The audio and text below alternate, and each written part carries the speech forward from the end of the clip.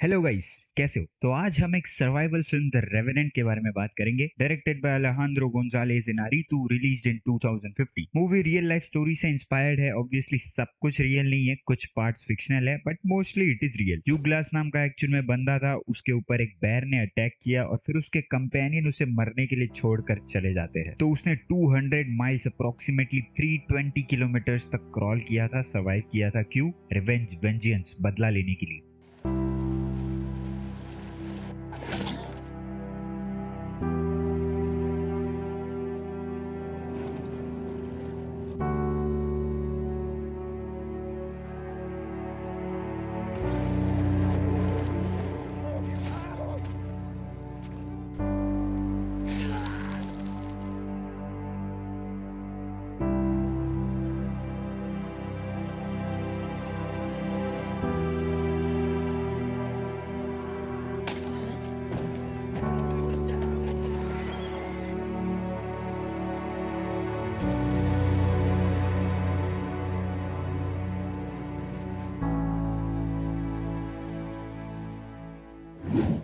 तो शुरुआत में हमें ग्लास की फैमिली से इंट्रोड्यूस किया जा रहा है। तीनों आराम से सो रहे हैं। नोटिस ग्लास अपोजिट डायरेक्शन में सोया है। काइंड ऑफ फोरशैडोइंग कि दोनों ही मर जाएंगे और ग्लास इस दुनिया में अकेला रह जाएगा। उसके बाद हम एक फियर्स और ब्रूटल बैटल देखते हैं। जिस तरह से ये बैटल शूट हुआ है, इसे एग्जीक्यूट किया गया है, it is exceptional film making. और इस बैटल के टाइम पर हमारे जो दो मेन कैरेक्टर्स हैं, उनकी सोच क्या है, उनका पर्सपेक्टिव क्या है लाइफ को लेकर, ये हमें पता चल जाता है। लाइक ग्लास सबको कह रहा है अपनी जान बचाओ and get to the boat. इसी टाइम पर जॉन कह रहा है grab the pails.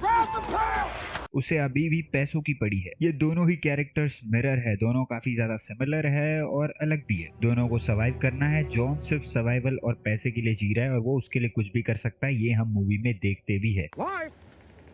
What life you talking about? I ain't got no life. I just got living. The only way I get to do that is through these pelts. Glass अपने बेटे के लिए जी रहा है और वो ये कहता भी है। All I had was that boy.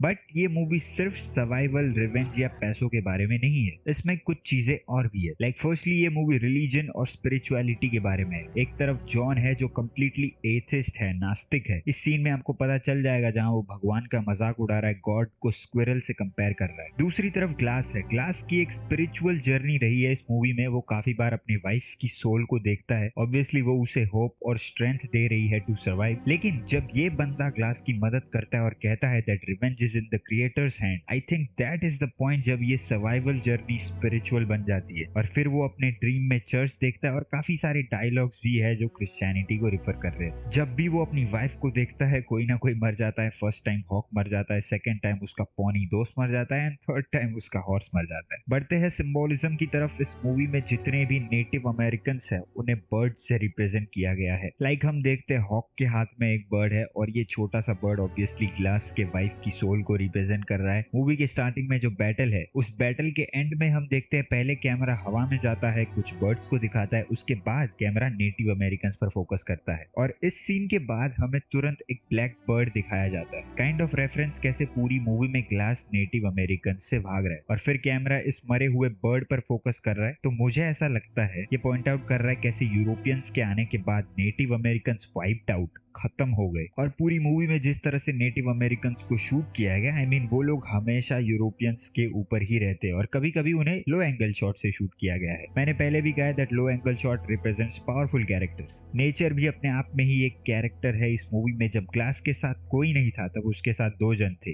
Nature and spirit. और जब वो इस घोड़े से बाहर निकलता है तो मुझे ऐसा लगता है उसकी रिस्पेक्ट और भी ज्यादा बढ़ जाती है टुवर्ड्स नेचर। काफी सारे शॉट्स है जहां पर पहले आपको नेचुरल एलिमेंट दिखाया जाएगा, उसके बाद कैरेक्टर पर फोकस करते हैं, which means nature comes first and that's a fact. Nature always comes first. हम तो बस दुनिया में कोएग्जिस्ट करते हैं। इस मूवी में नेचर से किसी की भी डेथ नहीं होती, सब एक दूसरे को ही मार रहे हैं। जितनी भी मार काट है वो लैंड पर हो रही है और पानी में सब पॉजिटिव चीजें हो रही है। अब सारे ही हरामी लोग नहीं है, कुछ अच्छे लोग भी है मूवी में। आपको पता है वो कौन है। हमारा जो नेचर है, जो एनवायरमेंट है, वो ब्यूटीफुल तो है लेकिन साथ में ब्रूटल भी है। एक मैसेज तो काफी क्लियर है कि हमें एनवायरमेंट का ख्याल रखना चाहिए, कैपिटलिज्म की राइज के बाद ह्यूमंस नेचर का यूज बस प्रॉफिट के लिए करते हैं। छोटी सी डिटेल, जब ग्लास पानी पी रहा है तो पानी उसके गले से बाहर निकल रहा है। एक मेरा पर्सनल एक्सपीरियंस शेयर करना चाहूंगा। जब जॉन ग्लास को ब्लिंक करने के लिए कहता है तो मैं खुद कोशिश कर रहा था कि मैं ब्लिंक ना करूं। पैसे कहाँ रखे हैं ये बात जॉन को कैसे पता चली? जब हेनरी पैसे लेने के लिए ऊपर जाता है तो आप देख सकते हो मिट्टी हवा में से नीचे गिरती है और ये मिट्टी जॉन नोटिस कर लेता है। ये मूवी काफी ज्यादा इंस्पायर्ड है टकाउस्की की मूवी से। अब मैंने उनकी मूवीज देखी नहीं है तो मैं कुछ ज्यादा कह नहीं सकता। ये वीडियो है, इससे आपको थोड़ा बहुत आइडिया मिल जाएगा, लिंक मैं डिस्क्रिप्शन में डाल दूंगा। सिनेमेटोग्राफी के बारे में कुछ कहने की जरूरत नहीं है एंड द फैक्ट कि ये मूवी नेचुरल लाइटिंग में शूट हुई है, कोई भी आर्टिफिशियल लाइट का यूज नहीं हुआ, it is amazing. Personally speaking, this is the second best visual looking movie I have ever seen. First is Dunkirk. Okay, अब बढ़ते हैं एंड की तरफ। एंड काफी ज्यादा एम्बिगुअस है, ओपन टू इंटरप्रेट है, आप कुछ भी इंटरप्रेट कर सकते हो। तो मुझे क्या लगता है, एंड में ग्लास जॉन को नहीं मारता। अगर वो उसे मार देता तो ये मूवी बहुत ही ज्यादा स्ट्रेट फॉरवर्ड हो जाती, लेकिन उसने ऐसा नहीं किया। उसका कैरेक्टर डेवलप हुआ और फिर वो अपनी वाइफ को देखता है, लेकिन इस बार वो कॉन्शियस सिचुएशन में उसे देखता है, वरना वो हमेशा नींद में ही अपनी वाइफ को देखता है। उसकी वाइफ वहां से चली जाती है तो वो कह रही है कि मैं निकलती हूँ, आफ्टर लाइफ में तुम्हारा वेट करूंगी। कुछ लोग कहते हैं कि ग्लास की डेथ हो जाती है, मुझे तो ऐसा नहीं लगता क्योंकि रियल लाइफ में ग्लास ने और भी सर्वाइव किया था और हम एंड क्रेडिट्स में ग्लास के सांसों की आवाज भी सुन सकते हैं। आपको क्या लगता है कमेंट कर सकते हो। वीडियो को एंड करते हैं। If you like this video, if you find something informative about the movie, consider hitting the subscribe button, follow me on Instagram and I will see you in the next one.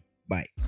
कहाँ से आया मैं कहाँ को जाना, ऐसी बातों पर जिक्र करूं या लिखूं गाना। मैं हूँगा तेरे से पर तू मेरे से हो जुदाना, मेरा यहाँ पे रब्बा कोई भी तेरे से बना। तेरा करम हुआ दोबारा हुई आमद, तुझे बनाता मंजिल जो उसको तू मिलता राह पर। चुन ले मुझे भी तू सजदे करने वालों में, अगर किसी दिन भी था मैं सजदे करने वालों में। ये बातें महज बातें रह जानी है, भरे हुए बर्तन यहाँ रह जाने खाली।